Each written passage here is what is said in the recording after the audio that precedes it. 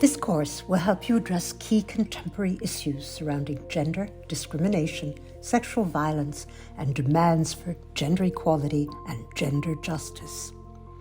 These are crucial to your daily life and to our common future. We're always, as women, in some way disadvantaged in a way that can be understood.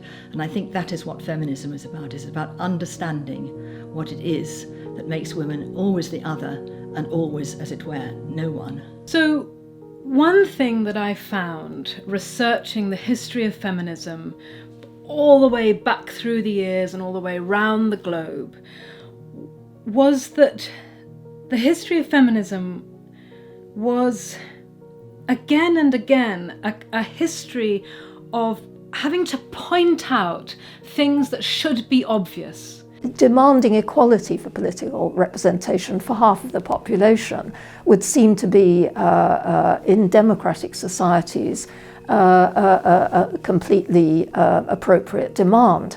But of course, if we look at the statistics on average across the world, there are only 1 in 4 parliamentarians are actually women. One of the things that I think is really critically important is to think about the systematic exclusion of women of color and the persistence and the refusal of women of color to accept limited access to citizenship. I would also say that looking back historically is valuable because it reminds us that conflict and pluralism and different interpretations of what feminism might mean are a constant, really, of feminist history. Gender equality is important for everyone because gender norms restrict what everybody can do. For women, it tends to have material disadvantages. It restricts what they can do in employment, what jobs they can get and so on. But for men, it also restricts what they can do about care.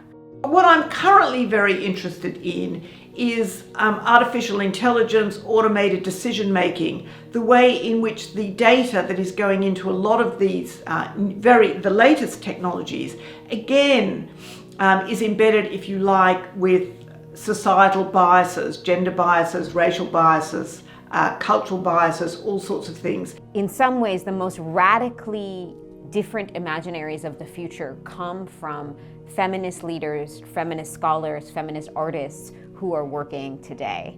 And I see that really situated in the work of women of color, queer of color, transgender people of color, who are trying to radically imagine the world anew.